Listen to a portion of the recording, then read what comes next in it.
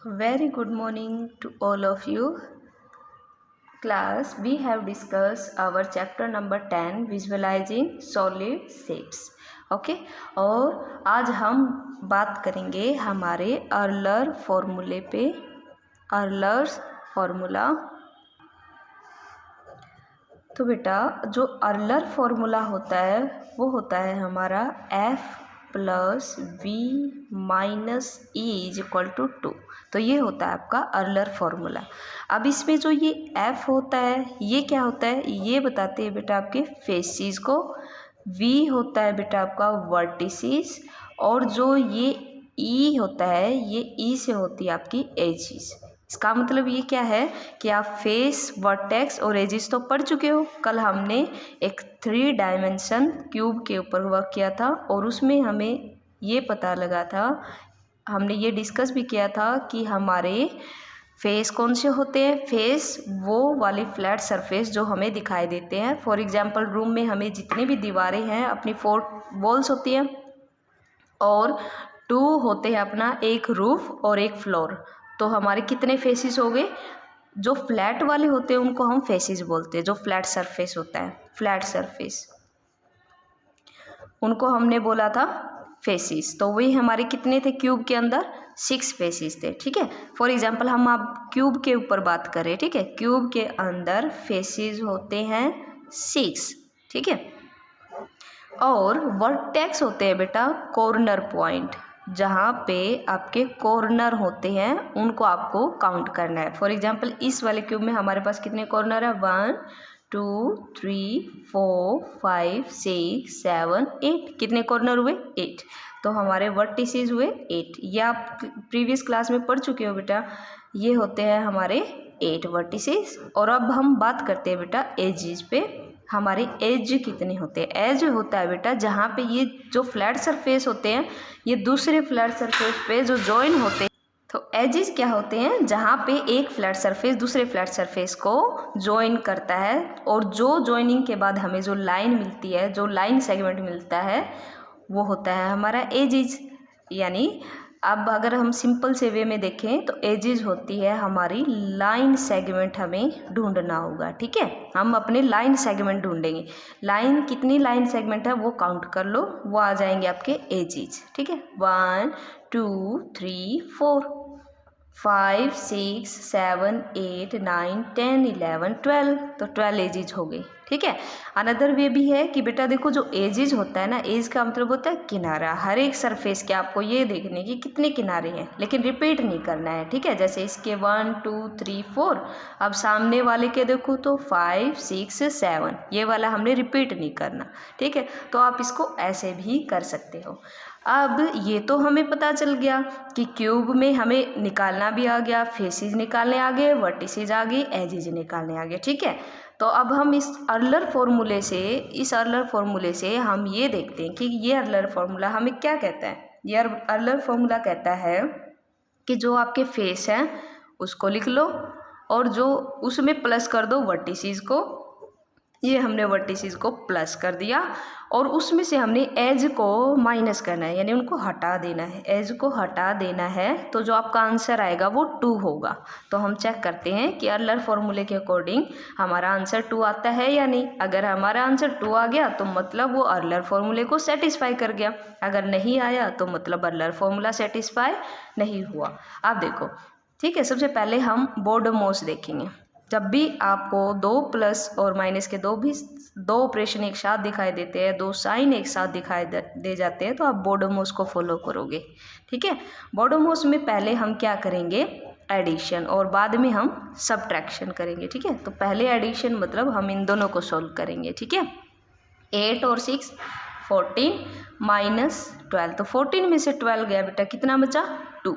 और अर्लर फॉर्मूला कहता है कि क्या वो इक्वल टू 2 आएगा।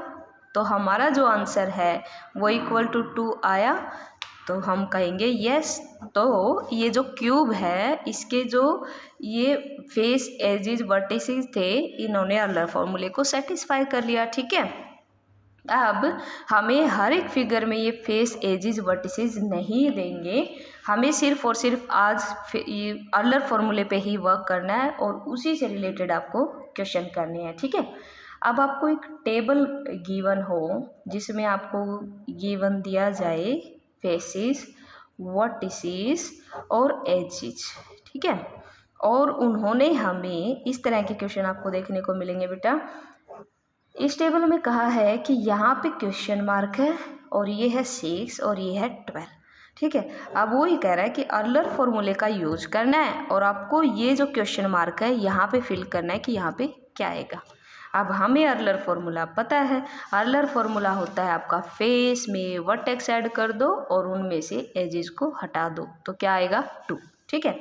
अब हम इसके लिए देखते हैं, यहाँ पे हम फॉर्मूला लगाएंगे, यहाँ पे लिखेंगे एक बार फिर से एजेस इज इक्वल टू 2। अब जो फेस है वो हमें दे नहीं रखा तो मैं एफ ही यहाँ पे लिख रही हूँ। जो वर्टिसेस है वो कितना है हमारा 6 और माइनस एजेस ई हमारा कितना है 12 और इज इक्वल टू आएगा 2, ठीक है। ये अर्लर फॉर्मूला है, इस अर्लर फॉर्मूले की हेल्प से हम फेस निकालेंगे, ठीक है। हमसे ये नहीं पूछा क्या शेप है, ना हमें ये कहा गया कि हमें कुछ शेप लेनी है या नहीं लेनी, बस हमें फेस निकाल के दिखाने, और उसके लिए भी हमें गिवन है, यहाँ पे लिखा हुआ है कि using earlier formula and find the unknown quantity, ठीक है। तो अब हम क्या करेंगे, बॉडोमस अगर यहाँ पे होता तो हम बॉडोमस अप्लाई करते, अब हमें जो जो क्वांटिटी पता है उनको ही हम सोल्व करेंगे। यहाँ पे प्लस का 6 है और यहाँ पे -12 है, प्लस माइनस माइनस ऑपरेशन होगा और 12 में से 6 जाएगा, आपका बचेगा बेटा 6 और 12 जो कि आपका बड़ा है तो बड़े वाले का हम साइन लेते हैं, ठीक है, इज इक्वल टू 2। अब यहाँ पे -6 है, यहाँ पे 2 है, ये दोनों नंबर हैं, दोनों नंबर सोल्व होंगे। ये अननोन क्वांटिटी है, हमेशा अननोन क्वांटिटी सोल्व होती हैं, तो ये -6 उधर जाके क्या बन जाएगा प्लस का 6। तो फेसेस कितने आगे बेटा आपके 8। तो इस अर्लर फॉर्मूले से हम अननोन क्वांटिटी को वेरीफाई कर सकते हैं, यानी अननोन क्वांटिटी को फाइंड आउट कर सकते हैं। ये आ गया हमारा 8, ठीक है। ऐसे ही आपको अनदर एग्जाम्पल देखने को मिलेगा, यहाँ पे फेस दिए होंगे, यहाँ पे फिर क्वेश्चन मार्क होगा और यहाँ पे आपको एज दिए होंगे। इस क्वेश्चन में भी आप वही करोगे, ये अर्लर फॉर्मूला है।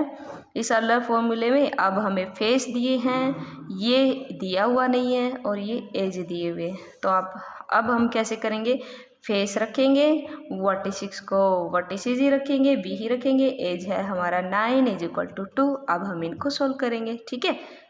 इनको सोल्व करना आपको आता ही है। 9 में से ये प्लस का 5 है, इसके आगे +5 है, ये -9 है, प्लस माइनस अगेन माइनस होगा, 9 में से 5 गया 4 होगा और वो भी बड़े वाले का साइन आएगा, ठीक है। अब v इधर ही रखेंगे, ये -4 उधर जाके क्या बन जाएगा +4 हो जाएगा, 4 और 2 कितना हो गया 6। तो इस तरह से आपको ये क्वेश्चन फाइंड आउट करने हैं, ठीक है। एक और क्वेश्चन है बेटा, उन्होंने ये कहा है कि पॉलीहेड्रन है जिसका कोई शेप होती है। पॉलीहेड्रन क्या होता है बेटा, पॉलीहेड्रन एक बार डिस्कस कर लेते हैं। जो हमारा पॉलीहेड्रन होता है वो मिलके बनता है बेटा आपके, उसके अंदर एजेस होने चाहिए, फेसेस होने चाहिए, ठीक है, और वर्टिसेस होने चाहिए, ठीक है। ये 3 चीज़ें जहाँ पे जिस भी शेप में आपको मिल गई तो वो पॉलीहेड्रन बोलेंगे। पॉलीहेड्रन का मतलब होता है, देखो बेटा, अगर हम फोर अगर हमारे से अगर लाइन सेगमेंट है, यानी ये कहो कि 4 लाइन है तो हम उसको स्क्वायर बोल देते थे, ठीक है। ये तो थी 2D की बात। अब यहाँ पे 3D में तो हमें सब कुछ पता होना चाहिए, जिसके 6 फेसेस हो, जिसकी 8 वर्टिसेस हो, जिसके 12 एजेस हो, उनको हमने पढ़ा है क्यूब।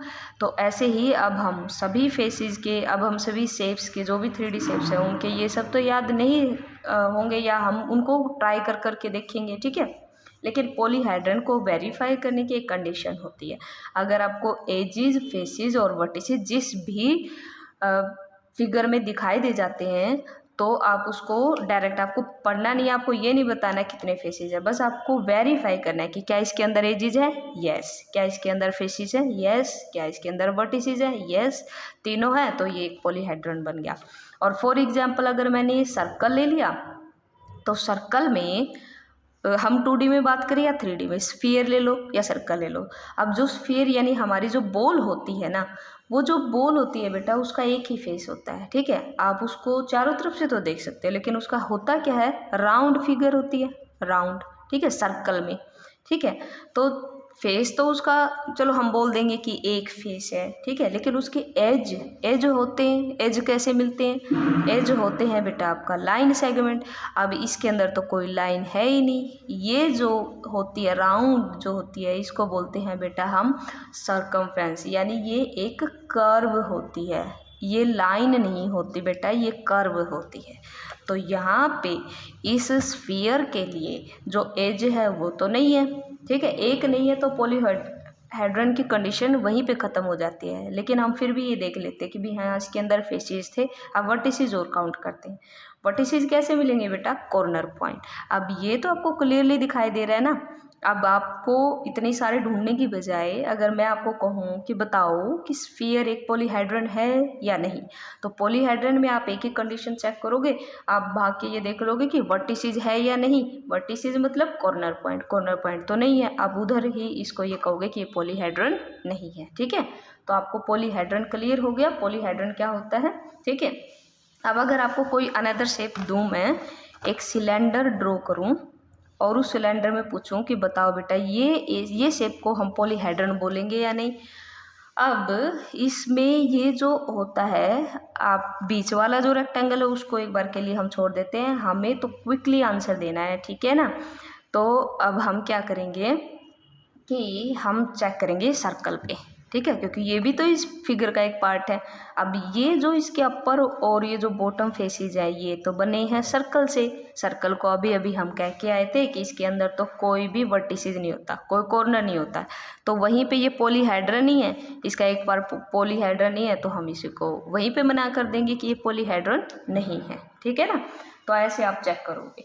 अब इन्होंने आपको क्वेश्चन नंबर 7 दिया है जो कि आपका ऐसे फिगर में है, वो आपको ट्राई करना है। और जो क्वेश्चन नंबर 8 है वो इन्होंने कहा है बेटा आपसे कि एक कोई पॉलीहेड्रन है जिसके 10 फेसेस हैं, 20 एजेस है और 15 वर्टिसेस है, ठीक है। तो इन्होंने पूछा है क्या क्या ऐसा एक पॉलीहेड्रन बन सकता है। जब भी वो हमसे कुछ पूछेगा कि वो पॉलीहेड्रन बनेगा या नहीं बनेगा, तो हम अर्लर फॉर्मूला देखेंगे। अर्लर फॉर्मूला हमें ये भी वेरीफाई करवाता है बेटा कि वो शेप एग्जिस्ट करती है या नहीं। अगर अर्लर फॉर्मूला सेटिस्फाई नहीं होता तो ऐसी कोई भी 3D शेप नहीं बनेगी, कभी भी नहीं बनेगी, ठीक है। अब जैसे ये पॉलीहेड्रन है, अब इस पॉलीहेड्रन में अगर हम अर्लर फॉर्मूला लगाएं, अर्लर फॉर्मूले ने क्या कहा हमें, फेस कितने हैं बेटा 10, उसके अंदर ऐड कर दो वर्टिसेस है 15 और उसमें से माइनस कर दो एज है 20, वो इक्वल आना चाहिए 2 के। अभी भी हमने पढ़ा बोडोमॉस में हम पहले क्या करेंगे, एडिशन, तो एडिशन इन दोनों का क्या हुआ बेटा 25, ठीक है। उसमें से हमने क्या माइनस करना है 20, और इन दोनों का जो सम है वो क्या किसके इक्वल, सब्ट्रैक्शन है वो 2 के इक्वल आना चाहिए। 25 में से 20 का 5 बचा, यहाँ पे है 2, तो ये तो इक्वल नहीं है। तो मतलब ऐसा कोई पॉलीहेड्रन एग्जिस्ट ही नहीं करता। क्यों, क्योंकि ये अर्लर फॉर्मूले को सेटिस्फाई नहीं करता। तो आप यहाँ पे लिखोगे अर्लर formula is not satisfied, so no any polyhedron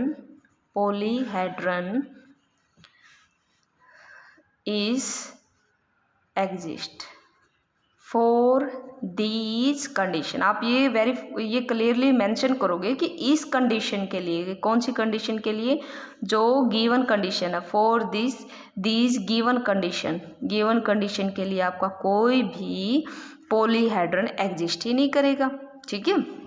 तो आज का आपका होमवर्क यही है, आप क्वेश्चन नंबर 7 और 8 ये दोनों क्वेश्चन आप ट्राई करके देखोगे और ये देखोगे कि अर्लर फॉर्मूला को सेटिस्फाई करता है या नहीं करता है। इस चैप्टर में से अर्लर फॉर्मूला ही आपका मोस्ट इम्पोर्टेंट टॉपिक है बेटा, उससे रिलेटेड ही आपके क्वेश्चन पूछे जाते हैं, ठीक है। तो आपको ये अर्लर फॉर्मूला ट्राई करना है, ठीक है। So this is our chapter number 10। ये अपना चैप्टर विजुअलाइजिंग सॉलिड शेप्स जो इम्पोर्टेंट था हमने वो कवर अप किया है। तो यहाँ पे आपका चैप्टर हो जाता है फिनिश। नेक्स्ट वीडियो में हम स्टार्ट करेंगे नया chapter. Okay, till then take care, have a nice day.